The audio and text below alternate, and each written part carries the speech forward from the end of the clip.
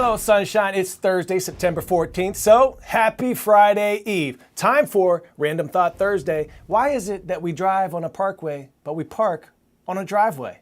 I'm Coy. This is CNN 10, the best 10 minutes in news, where I tell you the what, letting you decide what to think. In Russia, North Korean leader Kim Jong-un and his Russian counterpart Vladimir Putin had a meeting at a Russian space center on Wednesday. Here's the scoop. U.S. officials have given a heads up that Putin might try to use this meeting to get some military weapons for his invasion of Ukraine. During their meeting, Kim Jong-un showed support for Russia's invasion. Kim even went as far as saying he'll, quote, always be standing with Russia. On the flip side, Putin seems to be hinting that he could assist Kim with his space program and the new technology for the North Korean military. North Korea has been putting a lot of emphasis on space technology lately, but they've had a couple of failed attempts this year to launch a spy satellite into orbit. This meeting is a big deal because Putin has been isolated on the international stage due to the ongoing conflict in Ukraine, and he's in need of more firepower after 18 months of fighting. Kim Jong-un has been talking about the importance of military satellites to safeguard national security and secure territory. For more, here's CNN senior international correspondent Matthew Chance.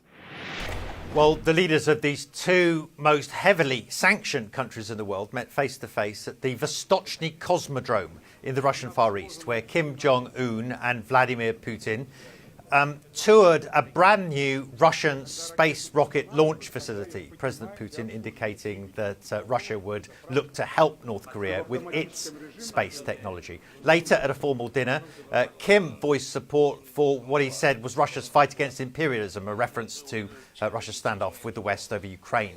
But in terms of tangible results, frankly, there's not been much. No agreement signed, as far as we know, no joint news conference, the whole visit carefully choreographed and shrouded in secrecy. But, of course, that doesn't rule out the possibility that a deal may have been done behind the scenes. Russia desperately needs weapons and ammunition to sustain its war in Ukraine.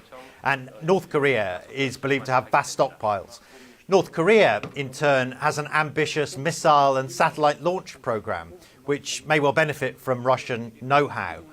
But of course, that kind of transfer may have profound consequences, both on the volatile Korean peninsula and on the front lines in Ukraine.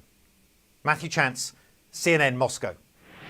Maybe you've noticed lately that lots of things seem to be getting a bit more expensive. Maybe the cost of food at the school cafeteria has gone up, or the amount of money you used to spend on a movie ticket and popcorn is now only enough to get you the ticket.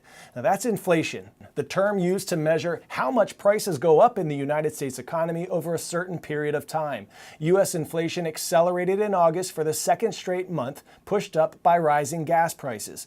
Across the country, on a month-to-month basis, prices rose 0.6% in August, compared with a 0.2% gain in July. All this will impact the U.S. Federal Reserve, which will decide next week if there will be another interest rate hike. A hike means you must pay more on interest charges from your credit card company, for mortgages, and even car loans will become more expensive. We'll hear more now on what to expect. The U.S. economy is facing a couple of major hurdles, including another possible shutdown of the federal government next month. Both sides, both Republicans and Democrats, have put us in this place where we have extraordinarily high inflation, where we're going to add $18.8 trillion to the debt in the next 10 years. The United Auto Workers Union could announce a strike on Friday. Since inflation is off the chart, it's not beneficial to me to be working at Ford, making half of what other people are making or not receiving the benefits that they're making. And oil prices, which affect the cost of gas prices, are forecast to stay up through the end of the year. However, people are out there with a lot discretionary consumer spending, travel, hotels, restaurants, all of that is booming. So people are acting as if they're in good shape financially, and yet they say, wow, this is a disastrous economy. 10-second trivia. In what country would you find the Taurus Mountains? Greece, Turkey, Mongolia, Spain.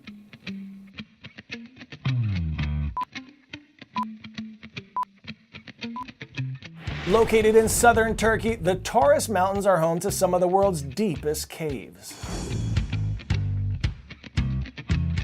Up next, let's talk about this intense international rescue mission causing quite the brouhaha in one of Turkey's super deep caves on Tuesday. A researcher was doing his thing exploring the cave when he suddenly got really sick and he couldn't climb out on his own. Here's CNN international correspondent Jomana Karache with more.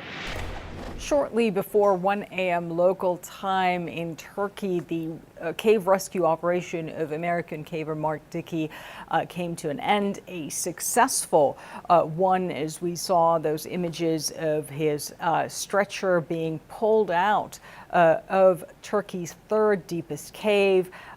Dickey appeared to be smiling, giving thumbs up. We heard from Turkish officials saying that he seemed to be fine and that they were going to get him on a chopper out of there and move him to Mersin Hospital in southern Turkey, where he will be headed for the medical treatment he needs. Now, this has been a very, very complex operation. It has lasted days.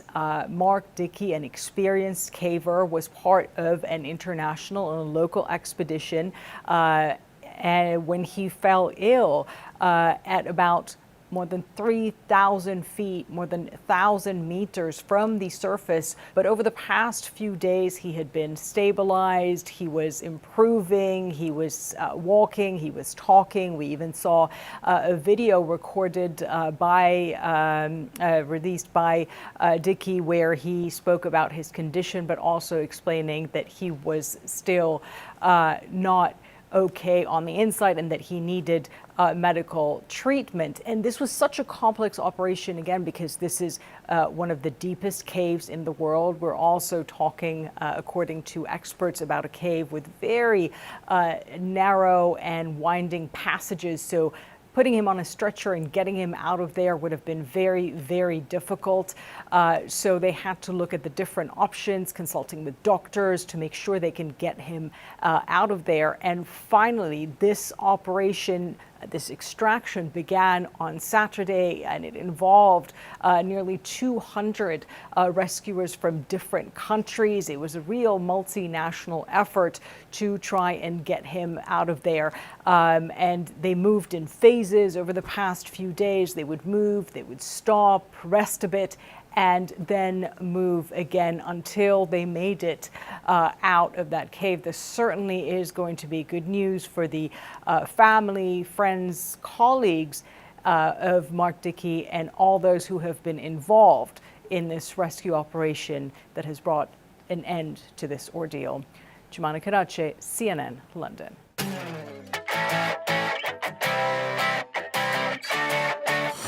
Frank Rubio has been out of this world for over 355 days now. He just smashed the previous record for longest space mission by a U.S. astronaut. His mission was only supposed to be 6 months, but his spacecraft sprang a leak, leaving him chilling in the International Space Station since September of 2022. And he's not stopping there. When he wraps up this mission, he'll have spent at least 371 days in orbit. He's on the verge of becoming the first American to rack up more than a year in microgravity.